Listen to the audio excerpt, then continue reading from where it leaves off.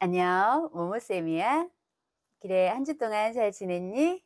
선생님도 바쁘게 잘 지냈어? 그래, 오늘은 열팽창에 대해서 공부할 텐데, 열팽창 들어가기 전에 구독과 좋아요 부탁할게. 고마워. 그럼 열팽창에 대해서 알아볼 텐데, 열팽창은 물질에 열을 가할 때, 열팽창이니까 물질에 열을 가할 때 길이 또는 부피가 증가하는 현상을 열팽창이라고 하는 거야. 그럼 이 열팽창이 왜 일어나는지 그 이유에 대해서 꼭 알아야 되는데, 꼭이야. 우리가 입자라는 거 2학년 때 배웠을 거야. 물질은 더 이상 쪼갤 수 없는 입자, 그것을 우리는 원자라고 배웠지. 어쨌든 이 입자로 구성되어 있는데 입자가 더 이상 쪼갤 수 없으니까 그 크기나 질량은 변하지 않아. 기억해야 되고, 즉 크기가 커지기 때문이다 라고 하면 안 되고, 그 입자들이 열을 받으면 무척 운동이 활발해져. 입자 운동이 매우 활발해지면서 서로의 간격이 좀 더 많이 떨어지게 돼. 그렇기 때문에 부피가 커지는 거야. 그럼 열팽창은 언제 클까? 당연히 열을 많이 받을수록 온도 변화가 클수록 열팽창이 크겠지. 조금만 주면은 간에 기별도 안 와. 잘 모를 거고, 온도 변화가 크면 크게 늘어나겠지. 선생님이 귀걸이 있는데 얘도 열을 받으면은 좀 늘어날 거야. 그렇다고 이따맣게 커지지는 않겠죠? 이런 열팽창은 물질의 상태에 따라서 고체, 액체, 기체, 즉 상태에 고체보다 액체가 열팽창 정도가 조금 더 클 거고, 액체보다 기체가 열팽창 정도가 더 클 거야. 그지?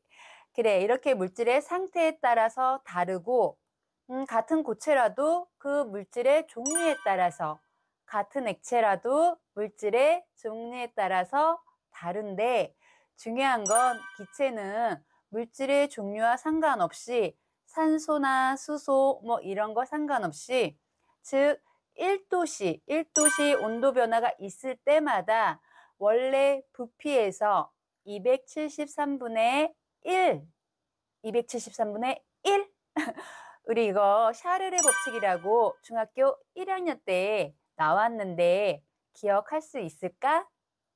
기체는 종류에 상관없이, 즉 1도씨 온도 변화가 있을 때마다 원래 부피의 273분의 1만큼 부피가 증가한다는 것도 알아두면 좋겠어. 그럼 이번에는 고체의 열팽창에 대해서 알아보자.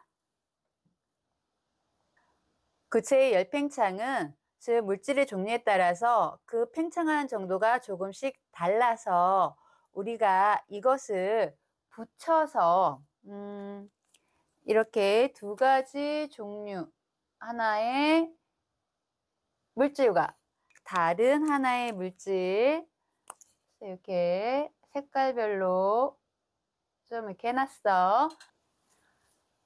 선생님이 고체의 열팽창을 설명하기 위해서 그림 하나 그렸는데, 고체는 이렇게 열팽창 정도가 물질의 종류에 따라서 다르기 때문에 우리는 이것을 붙여서 쓸 수 있는데, 이것을 바이메탈이라고 하거든. 바이메탈. 그래. 즉 바이메탈 이름도 중요하지만 무엇이 중요하냐면 열팽창 정도가 큰 대로 휘어지는지 작은 대로 휘어지는지, 이게 중요하거든.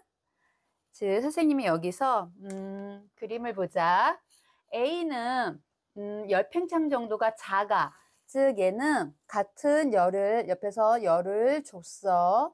열을 이렇게 준다고 했을 때 A는 요만큼, 요만큼, 요만큼 팽창하는 거에 비해서 B는 열팽창 정도가 커. 즉 조금 더 크게, 조금 더 크게, 크게 이렇게 팽창했다고 하면 이것이 어느 쪽으로 휘어질까 이게 중요하거든. 지금 선생님이 보여주기 위해서 팽창하는 것을 좀 서로 간격 지금 떨어지게 그렸는데 원래 지금 붙어 있는 거잖아.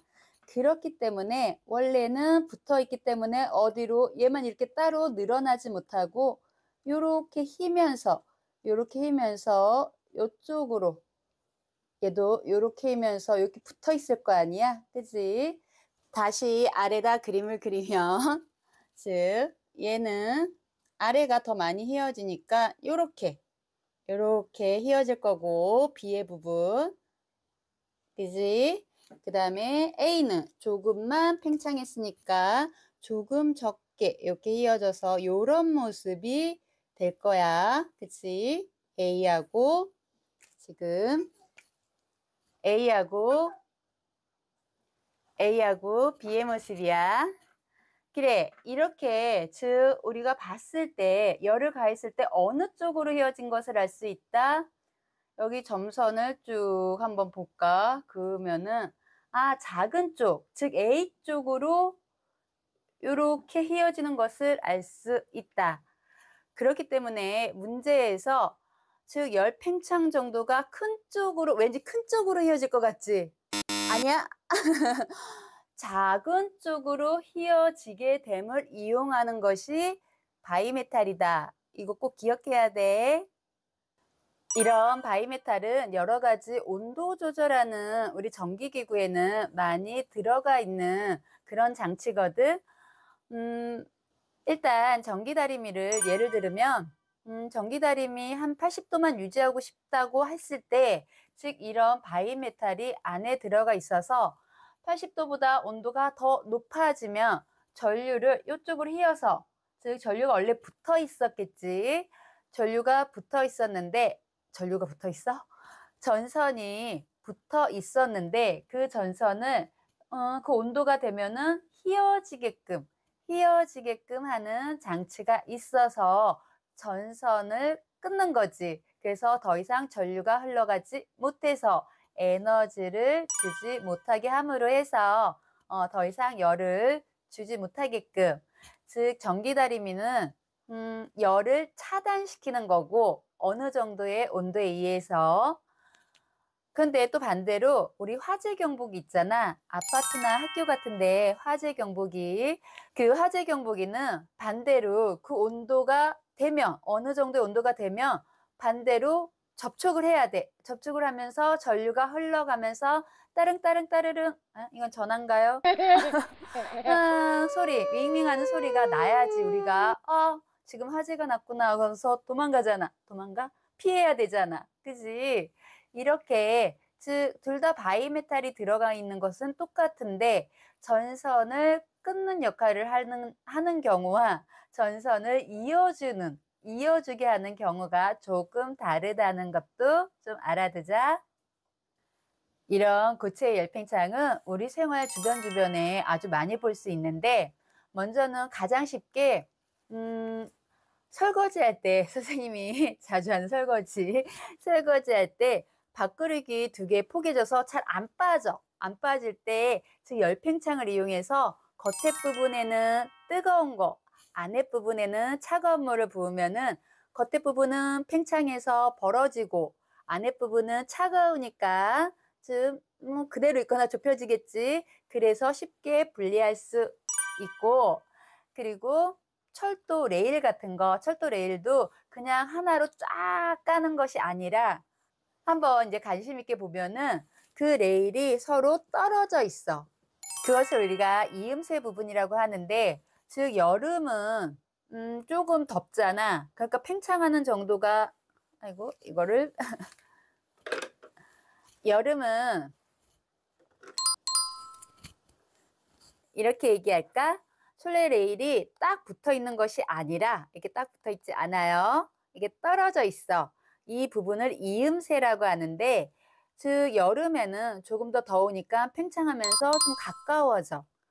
그 겨울은 다시 멀어지겠지. 즉 이런 정도를 생각하면서 즉 철로 레일을 건설을 해야지만 우리가 사고 나지 않거든.